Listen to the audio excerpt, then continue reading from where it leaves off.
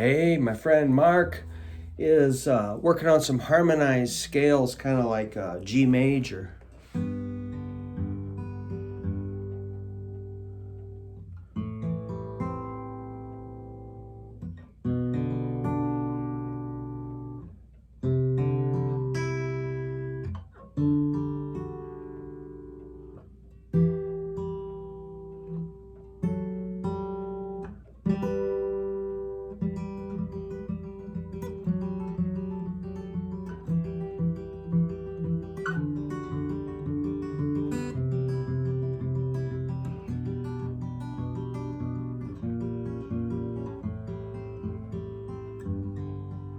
Kind of reminds you of Blackbird, huh? So G major would be your G on the 3rd fret and 2nd string open, and like an A minor 7. What I've got here is this little angle shape here, index and middle, and then I'm gonna do that's a G with a B bass note or a B minor. Don't really matter, it's just a sound. I like middle and pinky there, but you might do something else, but this will kind of work. The C major is like a 3 and a 5. I'm going to do a D minor, which will be, D major, sorry. Yeah, you can make anything major or minor as you wish. So that's a 5 and a 7. Here's a 7 and an 8 for an E minor. Take that up a whole step. You got your 9 and 10. And then resolve at 10 and 12. And you could, use the G string open.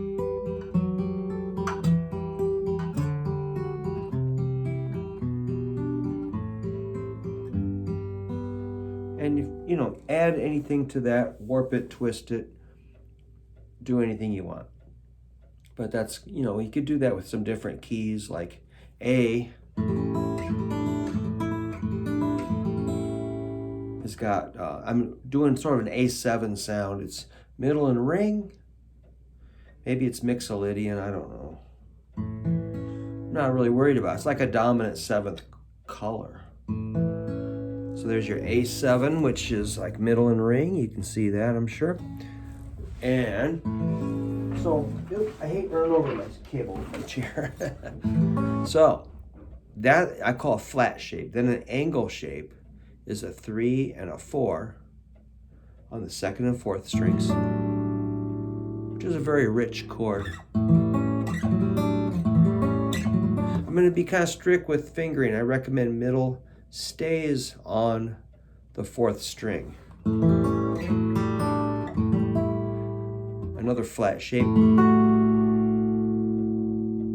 very similar to the G major we just did. You could do just a little bit of this.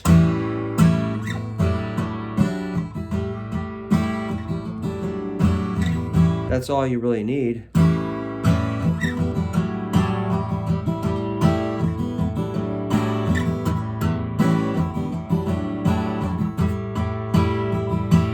Take it up 2 more frets. Kind of a weird chord.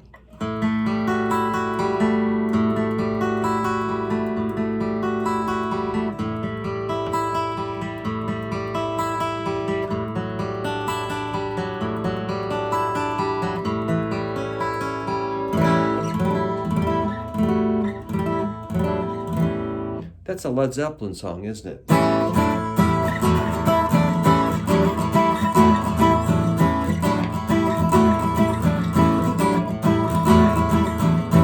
So yeah, man, learning these patterns and stuff, there's millions of songs just waiting inside of a scale or a chord progression. You got to get your fundamentals just kind of nailed. If you're always kind of like ambiguous about what a key is or a scale, yeah, you can sound out anything, totally cool, nothing wrong with that. But if you can quickly say, oh, we're in the key of C, so these are probably the chords that are going to happen next, you're going to save yourself a lot of time, and you won't be just struggling with the fundamentals forever. You don't want to be there endlessly in, mediocre land. I know mediocre land. Okay, now let's go up to, which is 8 and 9.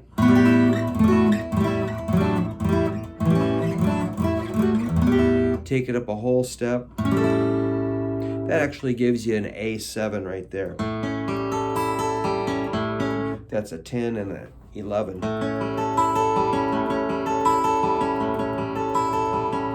Let's take it up to, that's an angle shape, now a flat shape at the 12th fret.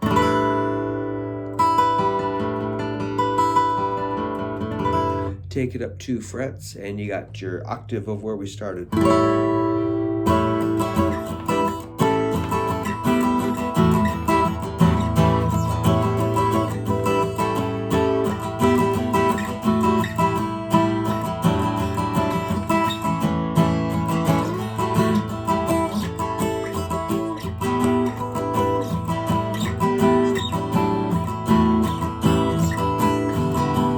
So if that works at 12, that means that works at open. That could be another shape.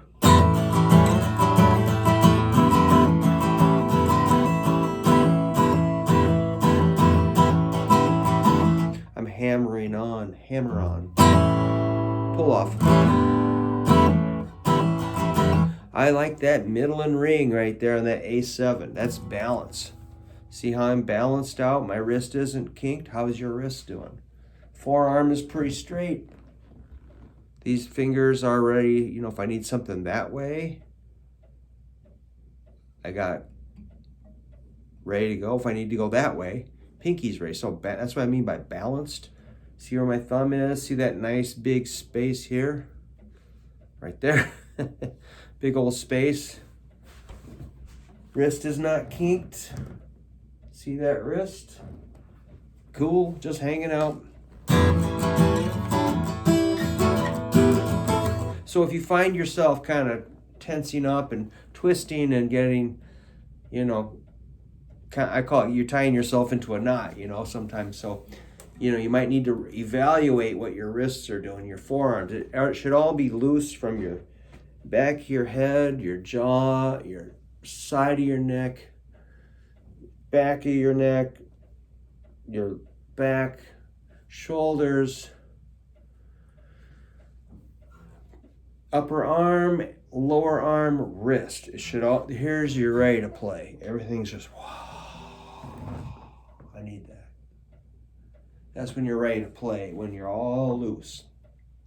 So if you're all tense and tight, let's fix that. Let's work on it anyway. I have to relearn it. I have to reset. I have to take, yesterday I got pretty tense in my shoulders. I just kept getting more and more tense all day. I don't even know what I did.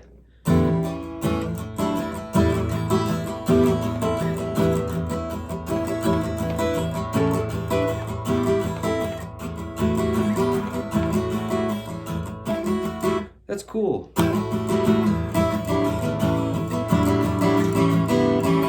It sure beats just going ring-a-ding-a-ding, gives you a little bit of funk.